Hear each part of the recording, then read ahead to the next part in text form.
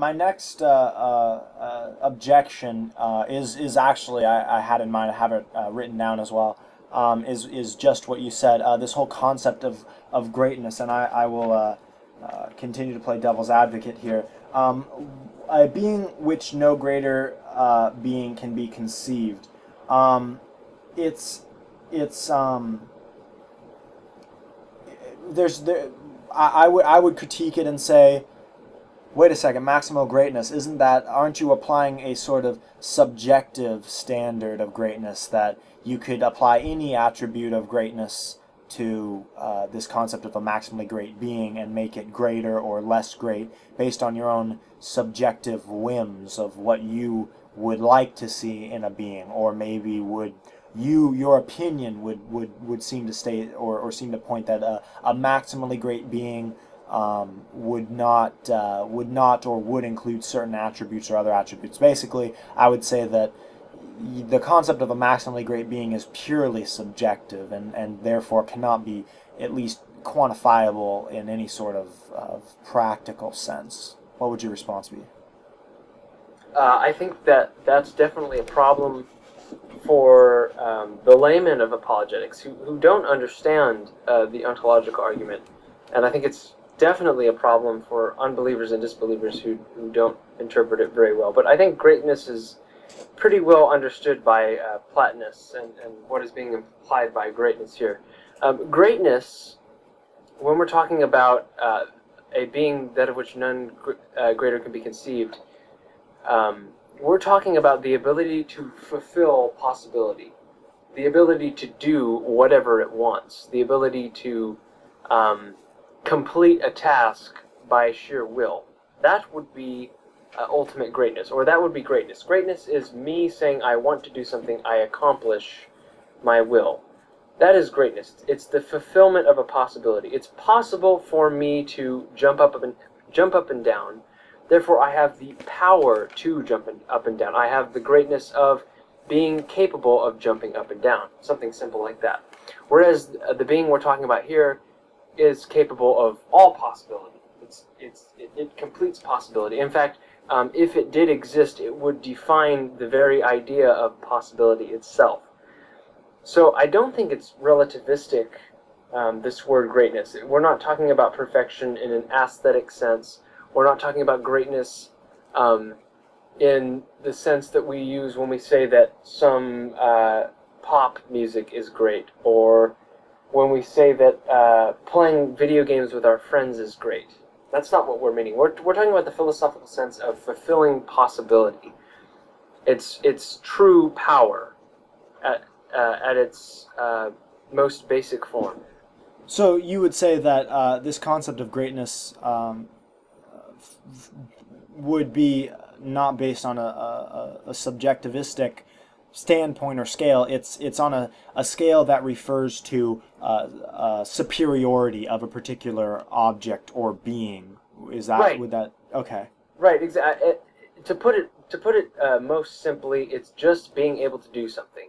If you're able to do something, you're already greater than something which cannot do that thing.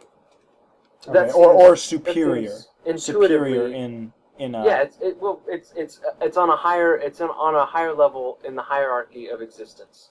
There is a rock which cannot jump, and there is me, and I can jump. Therefore, I have more power than the rock. I am greater than the rock because I can fulfill the possibility of myself jumping. The rock cannot make itself jump.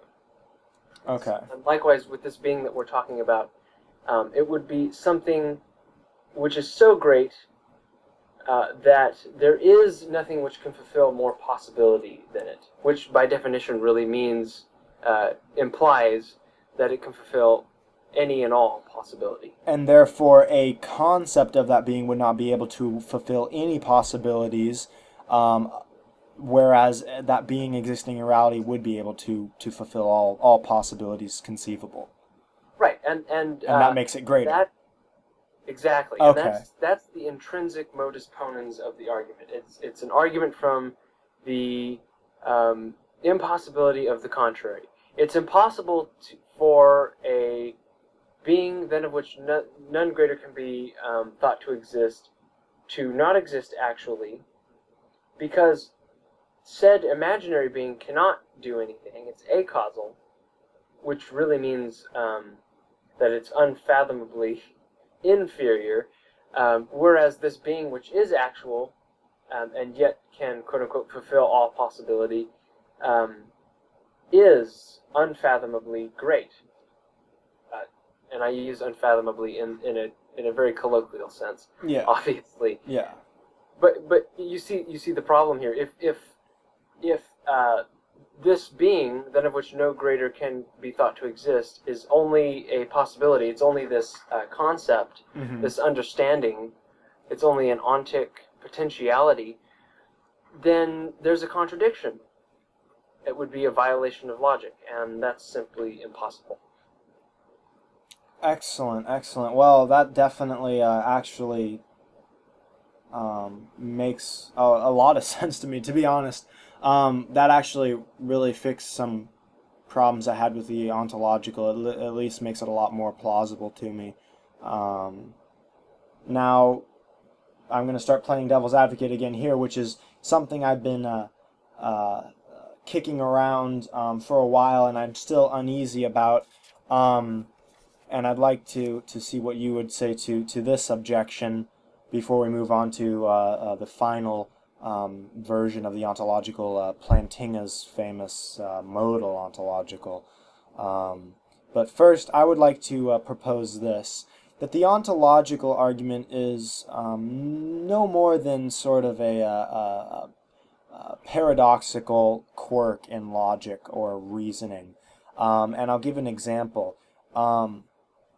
Is it some sort of paradoxical statement or concept of the mind, such as the famous Zeno's paradox of an arrow's flight, or movement in general, that this seemingly totally coherent argument seems to imply that all movement is impossible, because for an arrow to fly to its point, it has to get halfway to there. Before it can get halfway to there, it has to get halfway to that point. Before it can do that, yada, yada, yada, all the way down.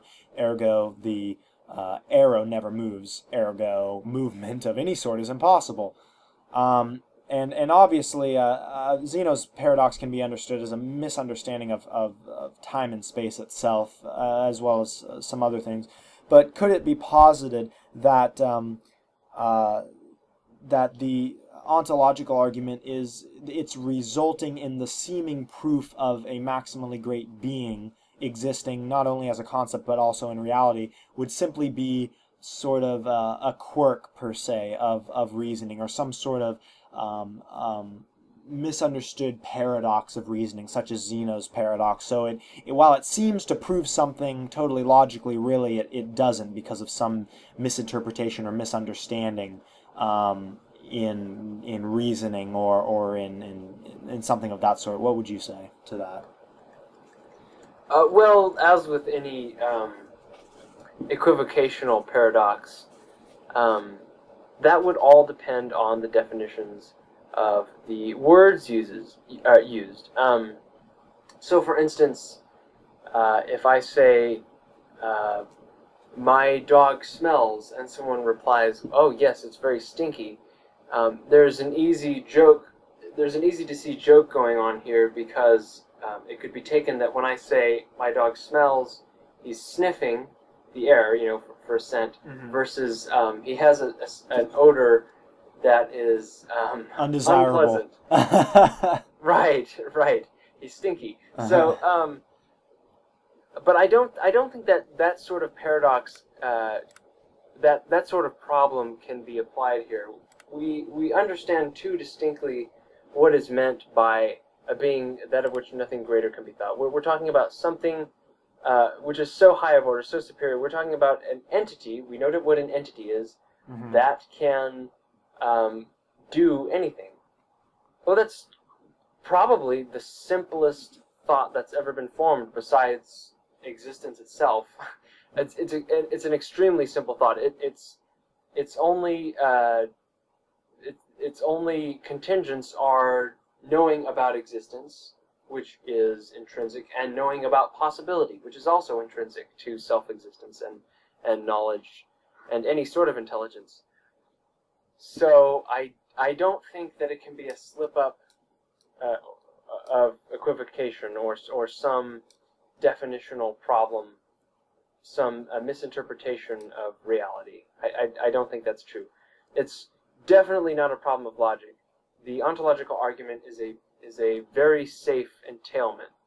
The logic is on a formal on a formal scale. It's absolutely flawless. And again, what's more simple than a being which can do anything? A maximal being. Mm-hmm. Sorry. Maximally great being. Thank A being you. that which no greater can be conceived. All right. Let's move on to our final point here. The modal ontological argument, whose famous proponent Alvin Planting definitely is proud of, and really likes that argument, and a lot of people like it as well. Which uses possible worlds as its standpoint. I'll give a quick summary. Excuse me, for anybody that doesn't understand the modal ontological argument, or how it differentiates or differs rather from the such as Anselm's argument. The modal ontological argument posits possible worlds which are nothing more than logical constructed worlds that follow the rules of logic and are logically conceivable. And so how Alvin Planting's argument goes is a maximally great being. It is possible for a maximally great being to exist in some possible world. If a maximally great being exists in some possible world, then it must exist in all possible worlds. And how he gets to that conclusion is that this maximally great being would not be maximally great if it only existed in some logically possible worlds. Therefore, the only way for a truly maximally great being to exist is to exist in all logically possible worlds. Our world, our reality, being a logically possible world. So, therefore, God exists not only in some possible world, but our world as well as every other possible world. The modal ontological argument is very solid according to some theists and a lot of theists, and a lot of atheists seem to have kind of the same problem with this. I would say my only objection to the modal ontological argument would be that the modal ontological argument states that, again, the concept of God is coherent in at least some possible world. But all the modal ontological argument proves would be that the concept of God exists in all logically possible worlds, including this world, which would be self-evident already. We can see that the concept of God exists there. But with your objection to Kant's own objection, I would say that this falls under the same category as at least from your stance being refuted. But I would still like to know what your opinion on this objection would be.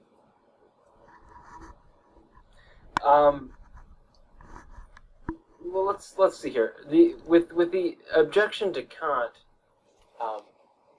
all I'm really saying here is that you can't confuse anything to do about greatness when we're talking about possibilities. We're not talking about some magical floating ghosty element in the head. That would be reification to suppose that a concept is an object. But I'm not seeing how that's coming into play here with the modal argument. I'm not seeing how that would imply that I am contradicting Plantinga about possible worlds. That wasn't my issue. My issue that I posited would be that the modal ontological argument doesn't prove the existence of God in actuality. It merely proves the existence that